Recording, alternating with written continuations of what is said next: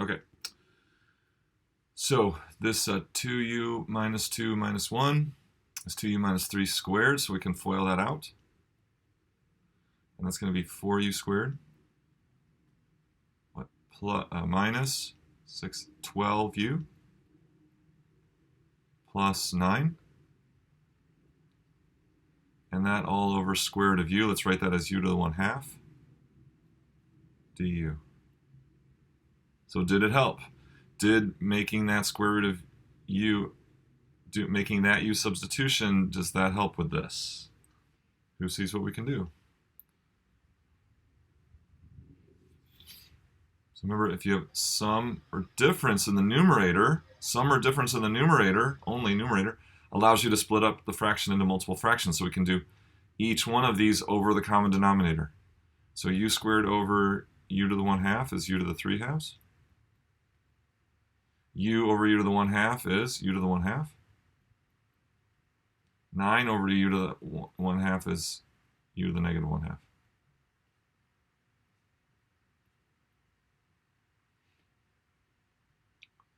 Okay, and for time's sake, you finish. Okay, so you can finish that one.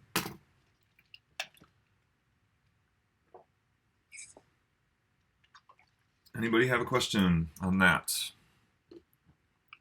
Yes, Professor, just to double check, how did you get dx equals 2 du again? Like, I know you multiplied 2 to get rid of the half and make things simpler for yourselves, but... So rate of change, right? What's the rate of change of x with respect to u here? 2. Right, the rate of change is 2, and what does that rate of change mean? It means given any change in u, oh, the change okay, in so x. you didn't have to change anything over. Okay, all right. Do you follow it? Yeah, I see it now. Okay, cool. Okay, thank you. Yeah.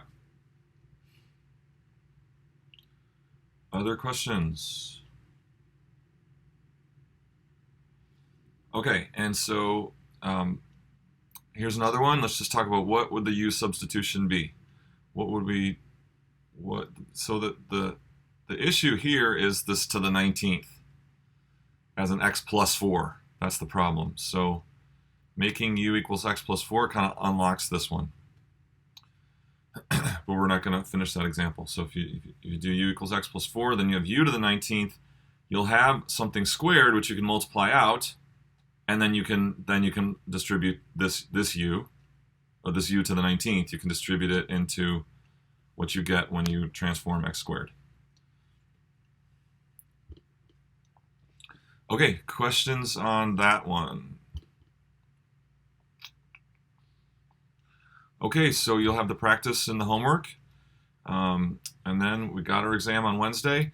I'll be sending out all the logistical info about the exam. That'll be announced like early evening tonight, and it'll be the same as last time. Okay, so I think last time worked out fine. So, but I'll just repeat all that information for you tonight, and then be ready for the exam on Friday. I have a question. Sure thing. It's the last interval. I don't know if you're about to do it or... No, we're going to go on to new stuff now.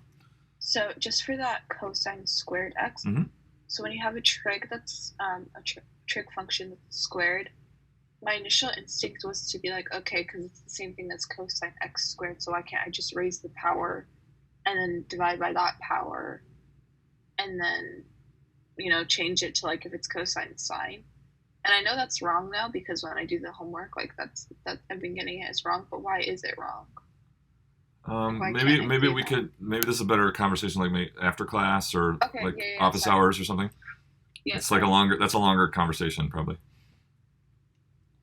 So yeah, but I do want to answer your question, but that's kind of feels like it's going to take me a little bit more time than I have here. Yeah. Okay, yeah, no, then I'll just come into office hours. Yeah, great. Sorry. No problem. Okay, so we're going to change course big time here, so doing something completely different, and that is we're going to start the component of the course on sequences and series. Sequences and series, which if you've had it before, some students they don't like it. It's something that's scary, but hopefully the way that I treat it will hopefully make it a little more user-friendly, okay? So don't be too scared if you've had it before and you didn't like it.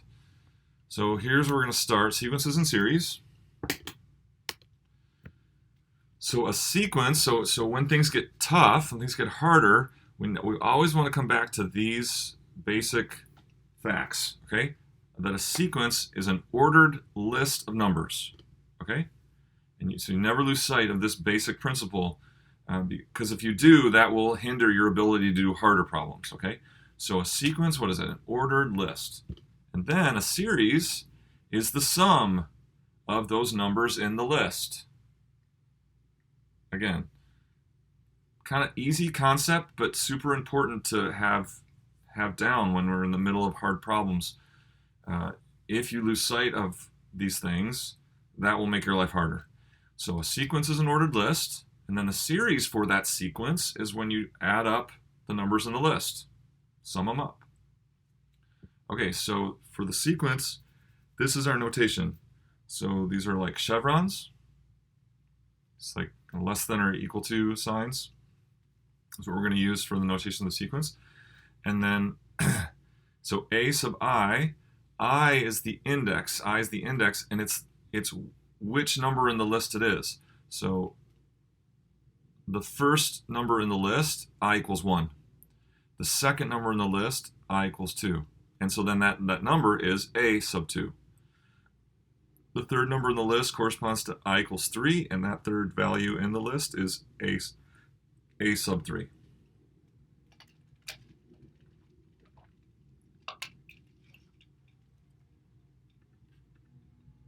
So A sub n is the nth term in the sequence. And the I numbers are just which term in the sequence it is. If it's I equals 5, that's the 5th number in the sequence. So here's an example of a sequence. AI equals 1, 3, 5. And so then ... means and so on. So what is A3? What would A3 be there? 5. 5, right? So, yep, A3 would be 5. And if this continues on according to the pattern, A5 would be? 9. She wants 9. Rest of you agree? Yes. Yes, A4 would be 7. And then A5 would be 9.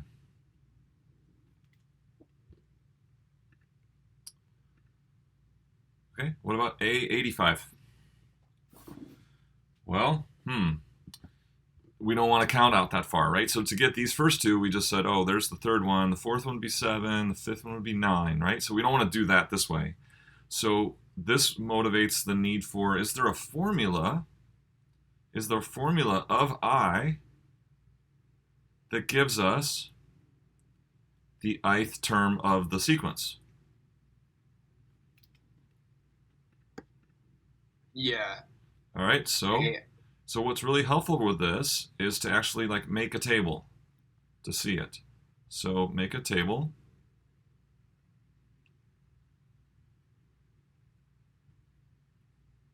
So here's I. We know that when I is 1, we have 1. When I is 2, it's 3. When I is 3, it's 5. When I is 4, it's 7. And so now we're asking, what would you do to I? And these later numbers are the most helpful, probably. What do you do to 4 to get 7, and 5 to get 9, and 6 to get 11? Some of you already know it. 2I minus 1. Right. You see, this is always 1 less than double of I, right? If we're going by odds, that's like doubling, right? But then it's always 1 less than that. So a formula could be, or is, 2I minus 1. You multiply I by 2 and subtract 1, and you get that term, the ith term of the sequence. So here's how we would write that. So we could write it out 1, 3, 5, ... Or we can write out 2I minus 1, where I starts at 1 and goes to infinity. So now we can easily find A of 85. What is A, or A85? we've got our formula that will find us any ith term of the sequence. So what do? We take 85 times 2, which is that 170, minus 1. Did I do the computation right there? Yeah. I think so. Yeah. Okay, does it make sense? And so then, likewise, we can do a of, 536. Or any I, right? Any I then becomes very simple to find out what that ith term is. Multiplying by 2, subtracting 1. So if I have 536, 1071, or 1072 to minus 1, so 1071 is the 536th term of that. Okay, so this should feel like a function, right? It's a function. Given a value of I, you get the ith term of the sequence. But the difference is now that we're not talking about the real numbers for our input variable, but the counting numbers. So we can write it in function notation. A of I, right? A of I, that's our function notation, equals 2I minus 1. That's our formula. But we have to specify that I is not, it's not like the continuous real numbers that we're used to, like the whole x number line, but it's only these values, the counting numbers, starting at 1, 2, 3, etc., to generate the list. Does it make sense?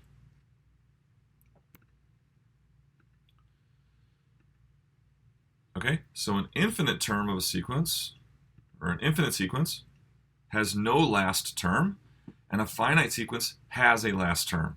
So an infinite sequence just keeps going on and on and on. And that's like what this is kind of specifying here. But a finite sequence would just, it would go on and then it would stop and it would have a last term. So it has a finite number of terms.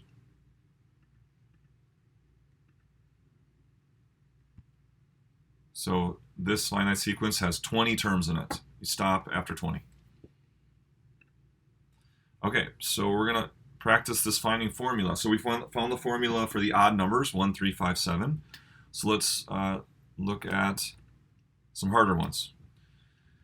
So like we did before, we're going to make a table.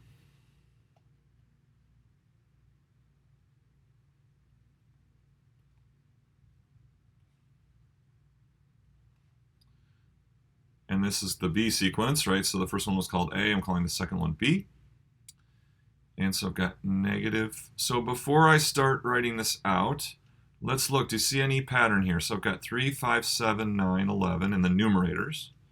What about my denominators? What do you notice about the denominators? They're square numbers. You want squares. Agree with that? Those are perfect squares. So what's helpful is rather than write out 4, 9, 16, let's write out what square they are and then try to relate that to I. So what square is 4? 2. 2 squared, right? And then 5 over 9 is? 3 squared. 3 squared. 16 is 4 squared. 9 over 5 squared. Negative 11 over 6 squared. And then we don't have a last term there. So there's really 3 aspects to figuring this one out. There's the numerator, there's the denominator, and then there's this thing that where the sign is flipping. Negative, positive, negative, positive, negative, positive. So we'll take things one at a time. All right, so we'll take things one at a time. Let's do the numerator first. So 1 gives 3, 2 gives 5, 3 gives 7, etc. 4 gives 9, 5 gives 11. That's similar to the one we saw before.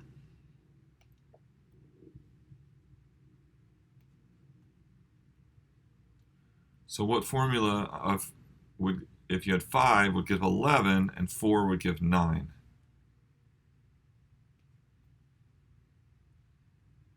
And 3 would give 7. 2i plus 1. 2i plus 1.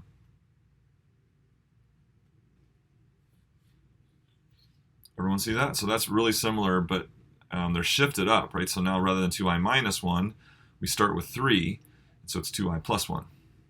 Okay, very good. And then what about the denominator? So 1 gives 2 squared, 2 gives 3 squared, 3, etc. 5 gives 6 squared. So always have something squared. Whole squared? Yeah, so it's always 1 more than I, and that number squared.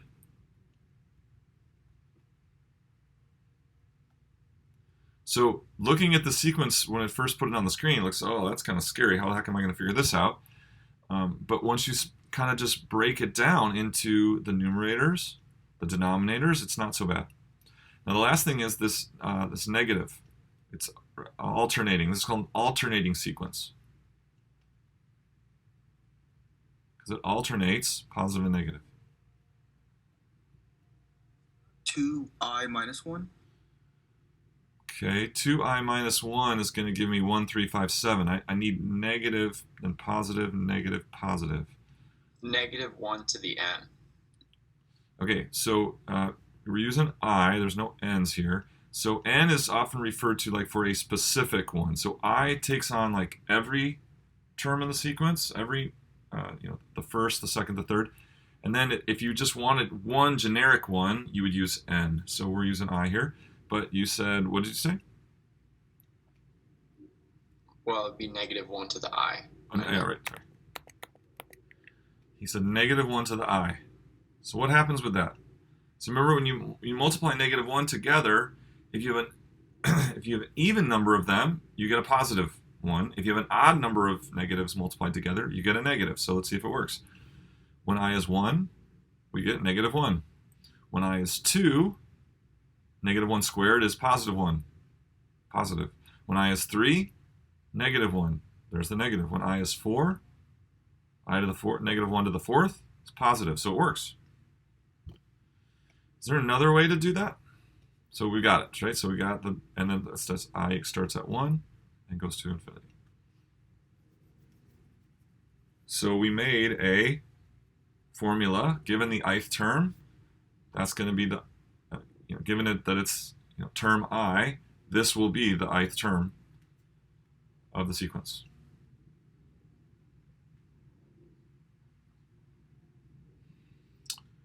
Okay, is there another way to get this alternating effect?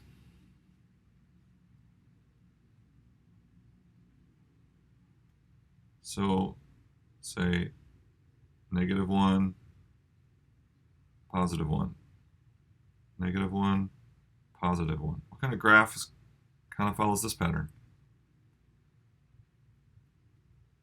Sine or cosine? Cosine graph? Yeah, sine or cosine, right? And so if I want at 1 to be negative, 2 to be +1,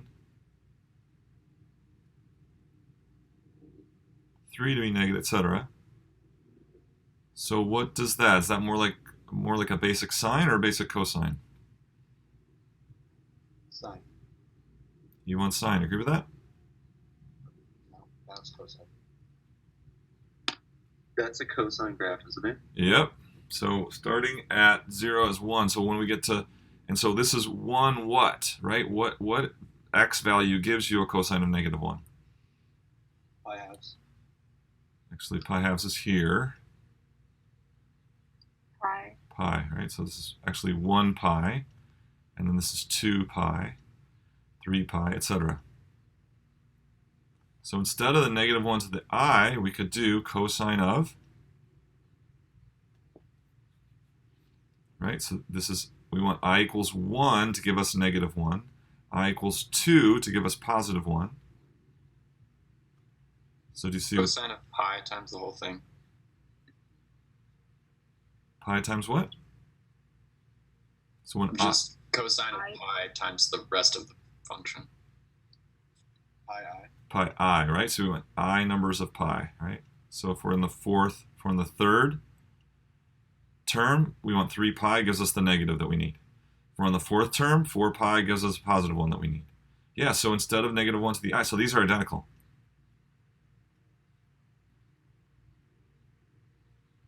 For I being the counting numbers, right? So if I is 1, 2, 3, 4, then these are identical sequences.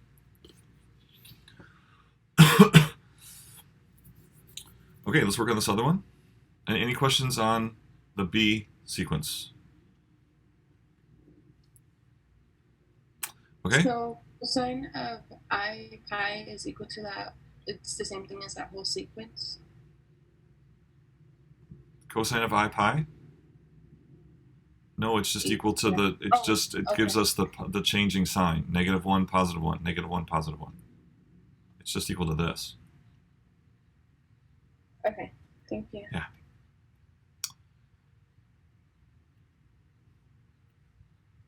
All right, let's do number. If there's no more questions on B, let's do C. I had a quick question. Sure. On that. Sure. So, cosine I pi or -1 to the I, is that kind of I don't want to say a standard, but is that something to look for whenever we see an alternating? Yeah, series? exactly. Yeah, these will be the two most common ways that you'll set up an alternating sequence. Now, so if we had to adjust it, if it goes positive, negative, positive, negative, then what would we have to do? I plus 1. Yeah, so you do I plus 1. If you do I plus 1, then it's gonna flip where the negatives are. Okay, but if we see an alternating sequence, it's going to be some form that we may have to alternate, but something like that. Yeah, this is the most common, but you will also see cosine being used to create the alternating effect. Sign, yeah. Okay, cool. Thank you. All right, so for this one's a little trickier because the pattern doesn't emerge quite as quickly, but let's start with these terms at the end. 1, 2, 3, 4, 5, 6. This is the 7th term. And notice what we have here. 5, 3, 7. So if we kind of look at every other one, we see a pattern emerge.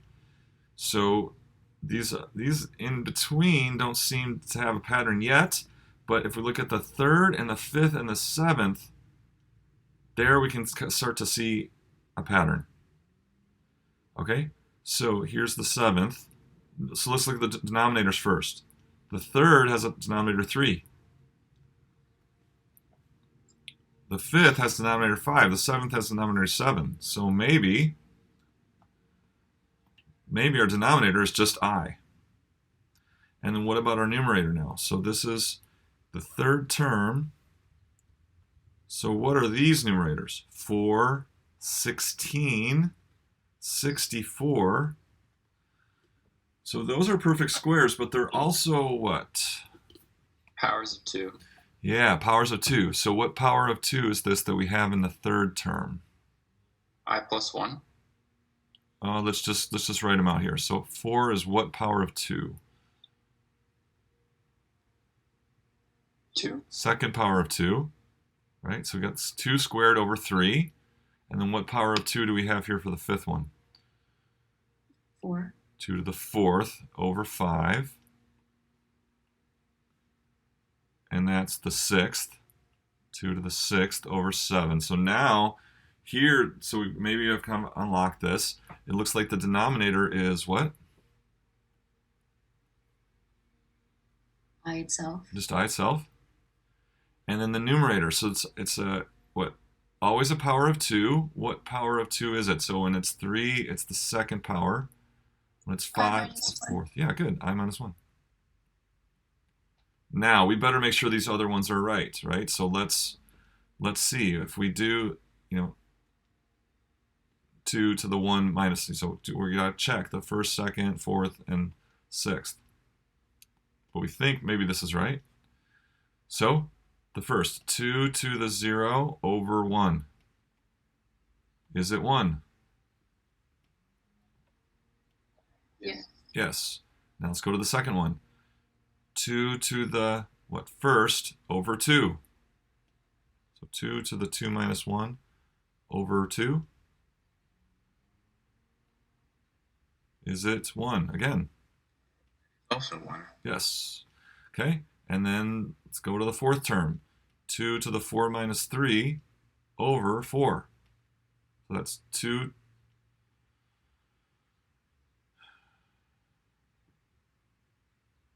What am I doing wrong here? 2 to the 4 minus 1. Yeah, 4 minus 1. Okay.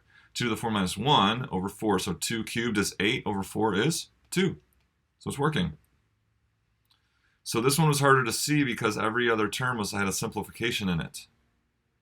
So we had to notice that it's these terms that could kind of unlock it for us. So that's the CI. I equals 1 to infinity. Questions on finding the formula?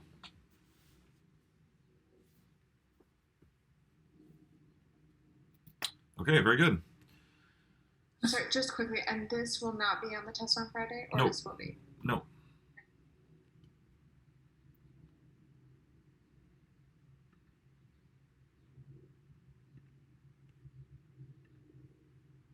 Sorry about that. Okay, so next. So remember, the sequence is the ordered list, right? There's a first term, there's a second term. You can't jumble them up. There's an order to it. There's specifically a first, there's specifically a second term. Okay, and it's a list of numbers, right? It's a list. The series is the sum. You take those numbers in the ordered list, and it's the sum of those. Okay, so here's our sequence for the A sequence that we came up with. And so remember, the series from the sequence is the sum of all its terms. So I want you to write the series associated. Oh, gave it away. So the series associated with this, sum would be, because we know the list is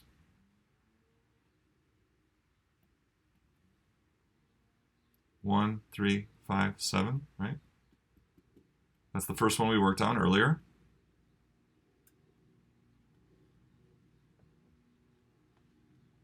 So then what's the series? The series is take those numbers in the list and add them up. Right? So just take the numbers in the list and add them up. Okay? But we have a more compact way to express that. Okay? And so the way that we express that is with summation notation. So what does this mean? This thing means sum. Sigma, Greek sigma, it's kind of like Greek S for sum. And so how does it work? So I starts at 1, you plug 1 in, and you get 1. Then I is 2, you plug 2 in, and you get 3. Then I is 3, and you plug 3 in, and you get 5. And then this says, add those all together. So you're going to let I, the index, it's going to move from 1 to 2 to 3 to 4 to 5. Every time you have an I value, you get this value, and then we're going to sum all those up.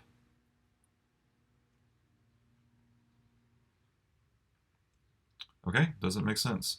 So here's the deal.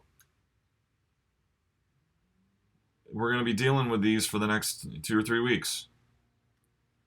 And so whenever you see, here's the big takeaway.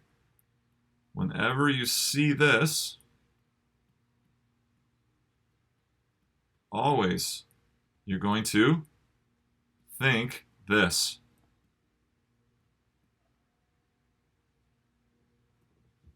It's just a sum. It's just adding the terms of the list together. Here's your list. This gives you the terms of the list.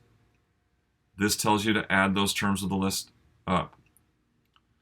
So these are going to get more complicated, and we're going to be doing math on them and learning different techniques related to analyzing them. But you can't ever lose sight of it's just summing up the numbers in the list defined by that formula right there. So whenever you see this, you think this. And if you need to write it down, write it down. Write down this version of it. So this is, this is what I say is like the calculus students version. This is the calculus students version. This is the second graders version. And it's imperative, it's crucial that you see this in the second graders version. Okay? That's the key, because that's what it means. It means take the values in this list and add them together. Okay, so I want you for the BI. So no, let's just do it for the CI. So for the CI sequence that we had, what do we get for that? We got, was it I over 2 to the I minus 1? Is that right? It's the other way around, Professor. Oh, thank you.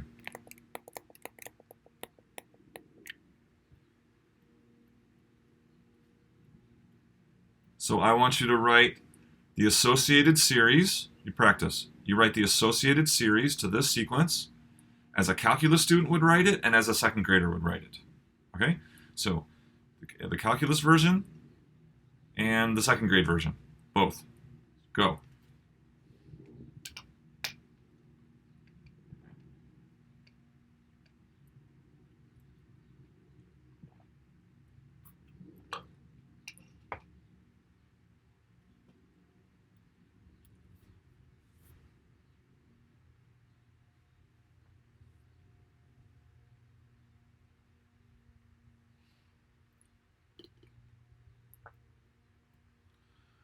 Okay, so the calculus version would be the sum as I goes from 1 to infinity of what? What do we put here? 2 to the I minus 1 over I. Yeah, you just put the formula for the sequence, right? You just put formula for the sequence, meaning I'm going to take all the numbers of the sequence, the first, the second, the third, the fourth, right? And then what I do, I add them together. And so then what is that the same as? When we see this, we think what? 1 plus 1 plus 4/3. Yeah, plus 2.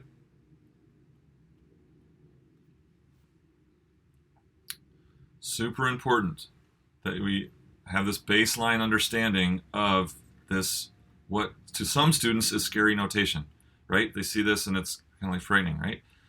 It's not. It just means this. It just means find the terms of the sequence and add them together. Okay, any questions on that? All right, very good. What time is it? I do not have a clock in my view here. So what time is it right now? 10:18. 10:18, 7 minutes to go. Okay, we're good.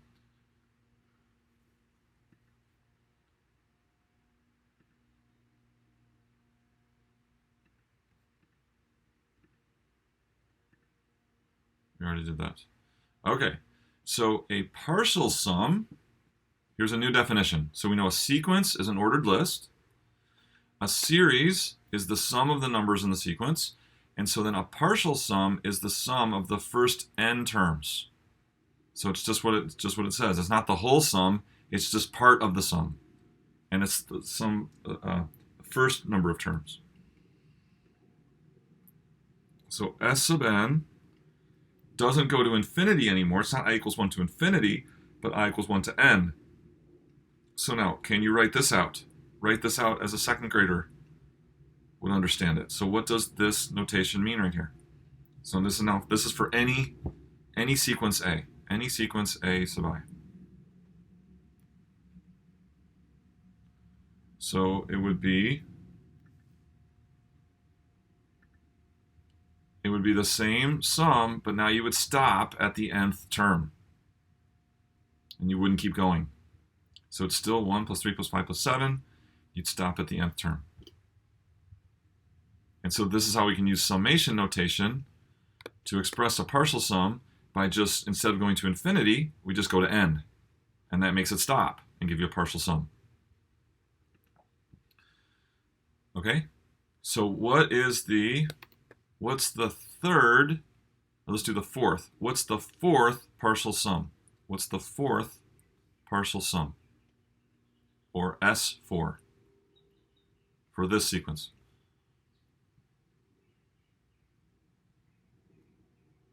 16. He's got 16. It'd be 1 plus 3 plus 5, and we're going to stop on the fourth. So the fourth partial sum is 16. What's the second partial sum? 4. 4. Everyone understanding that. So use capital S to mean partial sum, and then the subscript is which partial sum it is. So the second partial sum is you add the first 2 together. Fourth partial sum, you add the first 4 together. Make sense? So what we can do now is we can create a sequence of partial sums. So we can make a new list of ordered numbers, but now this list is the partial sums.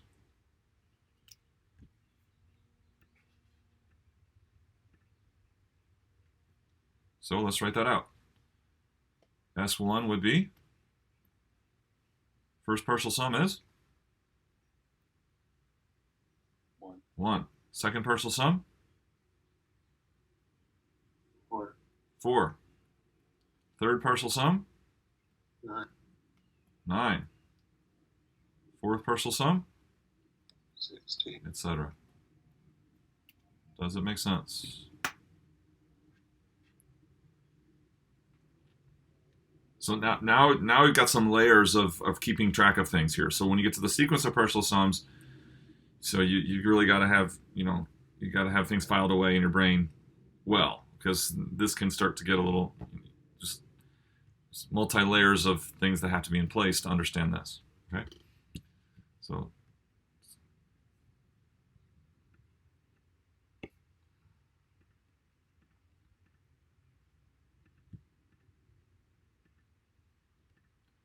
all right, so summary. Sequence, what's that? That's the ordered list. That's the ordered list of numbers. The series is when you take that list and you add them all up. You take all the numbers of the sequence and add them together. The sequence of partial sums is a new sequence, a new ordered list made up of partial sums. So here's a new sequence. 1, 1/3, 1/5, 1/7, 1/9. So what would the series be? So write down the series. As a calculus student, think of it as, could you write it as a calculus student? Could you write it as a second grader? What would that series be? So this would be as a calculus student. And if you want to, do extra credit, would be what is that formula? Looks over like 1 over our 2i minus 1, right? So this is 1 over the odd numbers. So you could replace that ai with the 2i minus 1. 1 over 2i minus 1. All right, and so then the series is just add them all up. Take the numbers in the list and add them all together, all of them. Okay, and then the sequence of partial sums. Now, everyone just watch. Don't write. Watch, because you want to get a good image of this, right? Get an image of this to really help you understand it. First partial sum is the sum of the first 1 terms. Second partial sum, sum of the first 2 terms.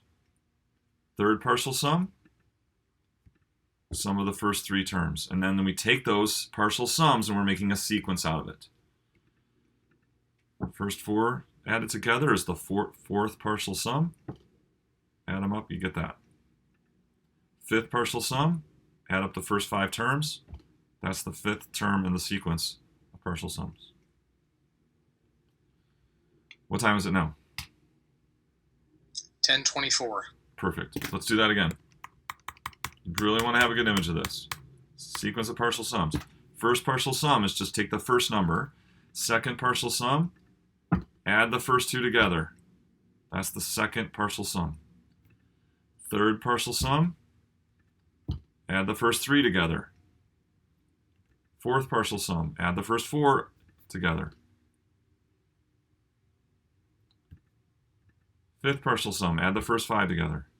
And then with those partial sums, we create a new sequence, a new ordered list. Okay, so just to throw a question out there that we'll talk about. What's the relationship of the series and the sequence of partial sums? What's the relationship of the series and the sequence of partial sums? It's an accumulation. Okay, cool. So so we'll actually talk about that next time. But if you kind of see what's happening here, the series adds them all together, and the sequence keeps adding one more each time as you go from one number of the sequence to the next. You get one more of the series added on each time. So there's a very strong relationship between those two, that series and that sequence. And we'll flush that out later. Okay,